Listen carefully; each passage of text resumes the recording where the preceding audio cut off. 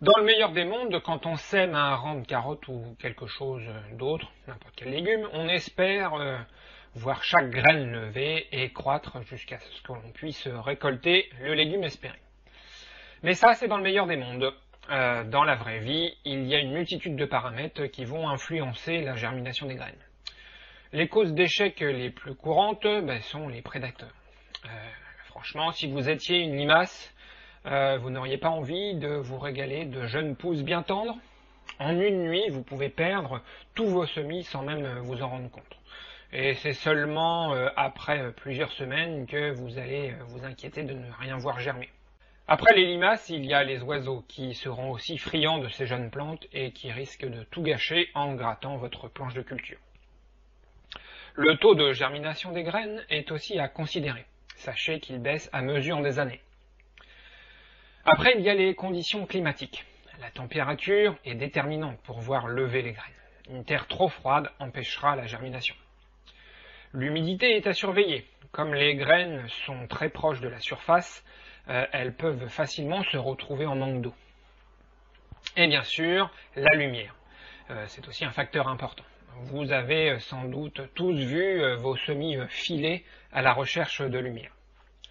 Bref, il y a beaucoup de facteurs qui risquent de compromettre vos semis. Quand la période critique est passée et que les plantes sont suffisamment développées, on a l'occasion de rectifier le tir. Malheureusement, cette opération de repiquage ne peut pas se faire avec tous les légumes. Tous les légumes racines ne supportent pas le repiquage. Et les légumes de la famille des fabacées n'aiment pas trop ça non plus. Comme les pois, les haricots. Bien que je me souviens d'avoir déjà déplacé un jeune plant de haricots avec succès. Et aussi les fèves. Mais voyons ça en pratique, comment rattraper notre semi-raté. Vous pouvez remarquer ici, il y a des trous. Hein. Les graines à ce niveau-là n'ont soit pas germé, soit ont été mangées par des limaces, entre autres. Et alors qu'à ce niveau-là, tout ont germé et c'est beaucoup trop dense. Donc on va voir comment on va pouvoir réorganiser le semis pour déjà détasser un peu à ce niveau-là et combler les trous. Alors ce que vous pouvez remarquer aussi, c'est que la terre est à nu.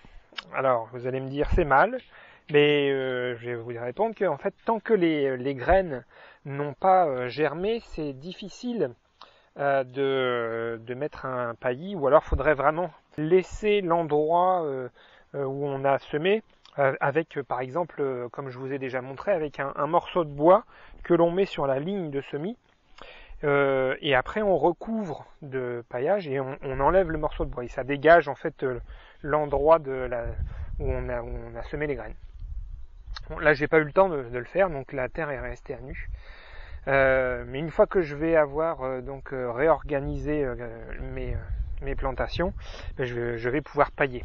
Et d'ailleurs, vous pouvez voir là, la terre est très sèche. Donc, ce qu'on va commencer par faire, c'est en fait détasser un petit peu tout autour, là surtout aux endroits où on va ressemer, où on va replanter plutôt. Alors à l'endroit où c'est vraiment trop dense, avec une petite pelle, hop, on entait et on vient enlever un bloc, vous voyez, tout vient ensemble. Hein. Et on va essayer en fait de les séparer. Là on voit un, là ça va être difficile, ils sont vraiment tassés. On voit un autre.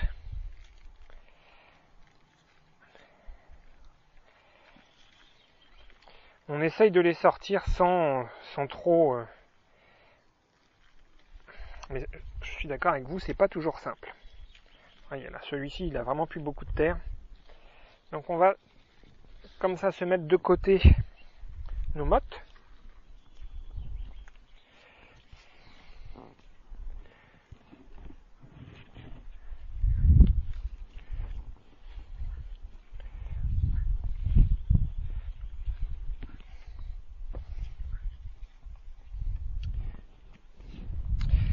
Et avant d'aller plus loin, avant d'en sortir d'autres, et ben on va déjà replanter tout de suite.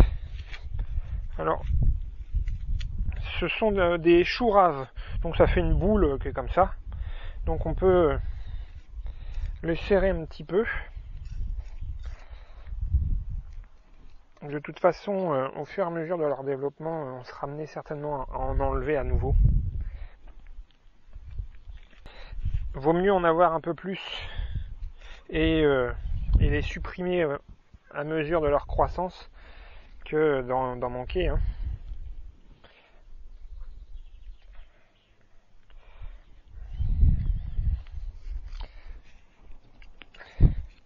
J'en profite pour les enterrer un petit peu plus profond que ce qu'ils n'étaient. Voilà, histoire de vraiment de bien maintenir la plante.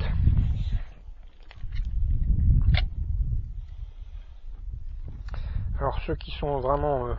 voilà, par exemple celui-là, j'hésite vraiment à le laisser, vu son état. Il faut marquer quand même que si la terre est sèche en surface, dès qu'on creuse un peu, hein, c'est vraiment humide. Alors, ça, ce bac-là, je l'avais rempli avec pas mal de copeaux de bois, et bah, ça joue son rôle. Hein.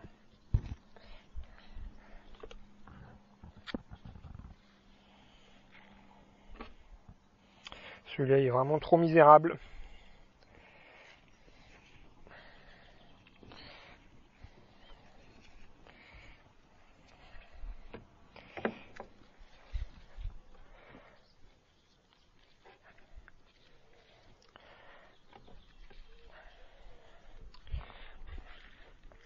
Donc vous avez vu le principe. Je vais continuer comme ça à combler les trous et je vous montrerai après la suite. Alors une fois que vous avez terminé de replanter vos choux, alors oui, cette opération malheureusement ça se fait pas avec tous les légumes. Vous voyez par exemple mon semis de carottes là à côté, lui aussi aurait besoin d'être comblé à quelques endroits, mais malheureusement on ne peut pas faire ça avec les carottes. Mais avec les choux ça pose pas de problème, et avec d'autres légumes en général. Donc juste après, surtout vous arrosez copieusement. Hein. Moi j'en ai profité pour casser un peu la croûte en surface pour que l'eau rentre mieux.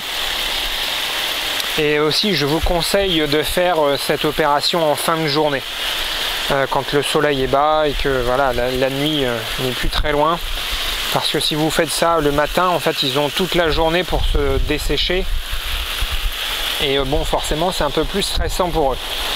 Là en fin de journée ils vont avoir toute la nuit pour remettre en place leurs racines. Mais enfin sûr, le lendemain vous allez voir que les feuilles, vous voyez même là déjà on voit quelques feuilles qui plient, ça veut dire que voilà, elles manquent d'eau. Donc suivez bien cette opération et n'hésitez pas à arroser si vous voyez que les feuilles se plissent. Donc après l'arrosage, eh ben, on va pouvoir pailler. C'est ce qu'on va voir juste après.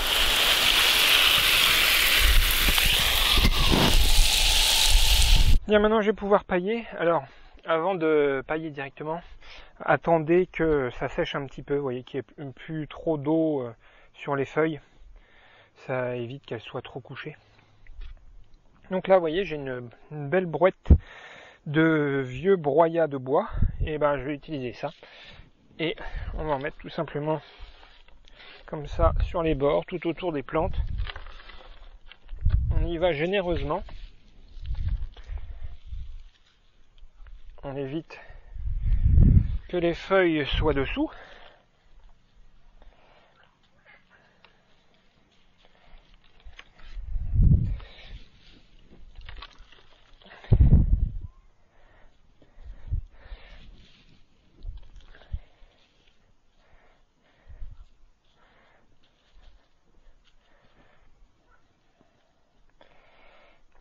S'il y en a un petit peu, c'est pas bien grave. L'important c'est que la plante ne soit pas complètement sous le paillage, sinon ça la ferait mourir. Ou tout au moins ça gênerait son développement.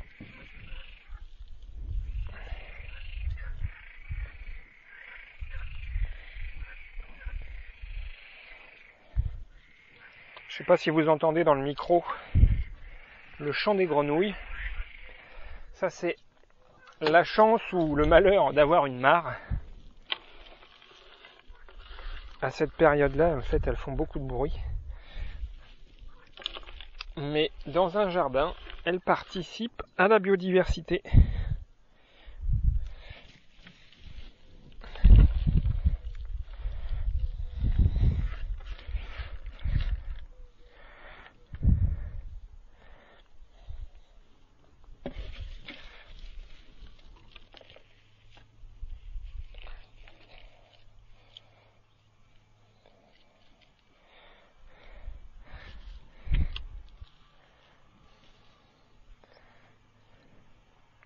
Bien, vous avez vu le principe. Je vais continuer, je vais faire la même chose maintenant autour des choux. Voilà, j'ai terminé d'épandre le paillage entre les plantations. Voilà, le sol est recouvert. Il n'y a plus de terre à nu et ça va aider les légumes à se développer et ça va garder l'humidité dans le bac, surtout dans ce genre de bac. Donc vous voyez, ici c'est un bac sur pied, raccordé par le dessous avec les colonnes, les ascenseurs à vers de terre. Une chose aussi que j'ai oublié de vous dire, vous m'avez vu manipuler le broyat de bois comme ça à main nue. Moi je vous conseille de mettre des gants. En fait j'ai failli perdre un ongle juste à cause d'une petite écharpe mais ridicule que j'avais même pas vu, qui s'était coincée sous un ongle. Ça s'est infecté et j'ai failli perdre mon ongle. Donc moi je vous recommande de porter des gants quand vous manipulez ce genre de bois, surtout quand c'est du vieux bois pourri. Pour ceux qui veulent en savoir plus sur les semis, Yannick, l'auteur du blog Au Potager Bio, a conçu un kit pour le semeur. Si vous êtes un peu perdu quand vous entendez parler de semis en terrine, de semis en poquet ou en place, si vous n'avez pas encore fait vos propres semis ou si vous n'avez pas réussi à obtenir de beaux plants résistants et faciles à repiquer, alors le kit de Yannick peut vous aider. Vous y trouverez des fiches pratiques sur les différentes techniques, des vidéos aussi pour voir les gestes à reproduire, et un guide avec tous les secrets pour réussir vos semis. Je vous ai mis un lien en dessous de la vidéo. Mais je vous remercie pour votre attention et je vous dis à bientôt dans une